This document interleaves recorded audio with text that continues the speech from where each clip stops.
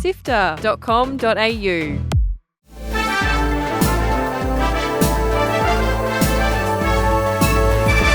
Hi, I'm Fiona Bartholomeus. And I'm Kat John. Welcome to Walkthrough, SIFTER's weekly recap on the biggest news in video games. This week, Party Animals absolutely biffs it with a call for AI slop. Cue the destroyed controller videos. The Steam controller has a secret Easter egg when you drop it. And there's a brand new indie tabletop game that captures the 80s anime sci-fi on Kickstarter. Here is the news for Sunday, the 17th of May, plus all the upcoming games launching this week. Let's go. Join the SIFTER community on Discord at sifter.com.au/Discord. The devs behind Party Animals, the Animal Party Brawler game, are under a bit of fire after they announced an AI video contest. That's right, AI. The competition asked players to create a short film with Party Animals characters. All entries would receive in-game currency and be in the running for cash prizes. People are understandably pretty angry. Over the last couple of days, the Steam page has been review bombed because of this announcement. Their rules even say any plagiarism or unauthorized use of others' work will result in disqualification, which, let's be real, basically sums up generative AI, so good one on that, mate. The team has since posted on their forum apologizing for upsetting players, saying they wanted to lower the barrier of creation and they just see Gen AI as a tool. Anyway, they're leaving the next step up to the community. Players can vote on whether they want the AI video contest cancelled, changed into a non-AI handmade creation contest, or keep the AI category and introduce a handmade category. Either way, they probably should have read the room before they announced this idea. What a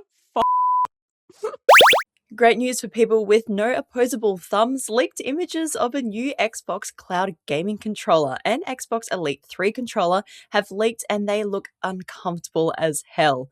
First to sneak out into the world via Brazilian regulator was the specialized Cloud gaming controller, which is basically quite flat and doesn't have the molded palm grips pretty much every other controller has these days. Think the 8-bit Do controllers or the one made by HyperX, flat puck-like controllers. Pucklight. Only a few hours later, the same Brazilian regulator accidentally published photos of the successor to their Super Speno Elite series, featuring an interchangeable D-pad, paddles, and 2 new mysterious buttons, and a replaceable battery, which is great. Anyway, head to the Brazilian regulator for all your gaming news, I guess, or keep listening to Walkthrough. Speaking of controllers, you better not throw your brand new Steam controller when you rage quit. Otherwise, it'll scream at you. And that's not a joke. User RF3D19 on Reddit discovered this week that when you drop the controller, it will occasionally let out the classic Wilhelm scream.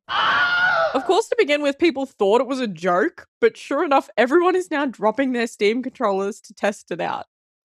There's something so purely innocent and fun about this. I would have loved to be in that meeting when the person went, "You know what we could do?" Anyway, I guess we should call them Scream controllers now. Maybe drop it on the couch if you want to test this out yourself. That is a good Scream controller. I hadn't thought of that. That was the whole joke. Scream that controllers. That is so good. I really like that. Star Wars meets Cowboy Bebop with a coat of synthwave paint in the latest Avantris entertainment project, Neon Odyssey. Avantris described the game as a vibrant campaign setting with cinematic space combat, alien monsters, strange worlds, bounty hunters, starships, factions, and high-stakes cosmic adventures.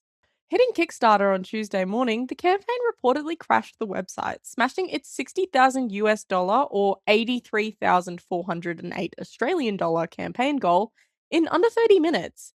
And within a matter of hours, it had hit $3.68 million. They described the project as a space opera trilogy for D&D, which uses the 5e game system popularized by Dungeons & Dragons. This also gives me a bit of Starlight Brigade vibes, if you remember that music video, which was awesome. The way the project has blown up, though, among fans has put Neon Odyssey on track to become one of the biggest third-party D&D crowdfunding campaigns ever, and it shows how massive the audience for tabletop role-playing has become. At the time of recording, the campaign is sitting at a smidge over $9 million or more than 13 million Australian dollars. You can head over to the Kickstarter page. We'll throw a link in the show notes and might try and grab this one for review over on sifter.com.au as well as in our tabletop section. Mitch, you should just put a table on the screen. Just put Fee's head on a table in our tabletop section. We're Sifter. We've got all of these tabletops. That's it for the headlines. Here are the games coming out this week. Get ready to zoom around the racetrack with Forza Horizon 6. More racing, more cars, and some stunning Japanese scenery. Mitch picked this one up ahead of release and enjoyed reliving his time driving around Japan. You can find that review now on sifter.com.au, or you can grab the game on PC and Xbox Series X and S on the 19th. A new spooky survival game is heading to PC this week and it's called Project Mist. It looks pretty cool, probably a bit too spooky for me, but it is an open world adventure game where you can manipulate objects and enemies with a gravity gun and fight off giant monsters. If you like the sound of that, it's heading to early access on the 19th. One game that I've had my eye on for a while is Schrodinger's Cat Burglar, and it's finally here. Made by Aussie devs Abandoned Sheep, you play as Mittens, who has the power to be in two places at once. Use your quantum powers to make your way through the secretive research facility.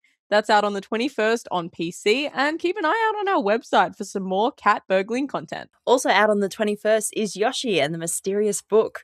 When a talking encyclopedia named Mr. E falls from the sky, his pages are full of creatures to discover, and of course, YOSHI jumps in to learn all about them. It is a classic YOSHI side-scrolling game, and you get to use the wonderful creatures and their abilities to make your way through the pages. That's out on the Switch too on Thursday. Your favorite coffee shop is back with Coffee Talk Tokyo. The next installment in the cozy narrative series takes you to a late-night cafe in Japan where you'll be brewing drinks, meeting humans and yokai, and chatting all about their lives. It's a pretty chill series all about making conversations and making the best drink. It's out on all platforms on the 21st. And out on the 22nd is The Masked Crusader. That's right, Batman is back with Lego Batman, A Legacy of the Dark Knight. This open world game will take you around Gotham City, fighting crime and teaming up with allies like Robin, Nightwing, and Batgirl. Who doesn't love a Lego game? It's out on Friday on PC, PlayStation 5, Switch 2, and Xbox Series X and S. That one earns the weekly yippee. Articles to read, Videos to watch. and podcasts to listen to. SIFTER.com.au. This has been Walkthrough by Sifter. My name is Fiona Bartholomeus. And I'm Kat John. Thank you so much for listening. If you've ever been curious about how games are made, you should check out Lightmap, Sifter's award-winning video game interview show. We've had incredible guests like video game writer and actor Alana Pierce, Obsidian's and Fallout New Vegas writer Josh Sawyer, and World of Warcraft game director Paul Cubitt. Incredible conversations are yours for free on the Lightmap podcast. Search for Lightmap and Sifter in your podcast player now. That's Lightmap and Sifter. Sifter is produced by Fiona Bartholomeus, myself, Kyle Pauletto, Naomi Jackson, Chris Button, and Adam Christou. Mitch Lowe is senior producer who edited this episode, and Gianni Di Giovanni is Sifter's executive producer and script editor. Thanks to Brian Fairbanks from Salty Dog Sounds for composing the Walkthrough theme tune, and Audio Technica Australia and Apple for their support of Sifter's podcast. We'll be back with more news next Sunday. See you then.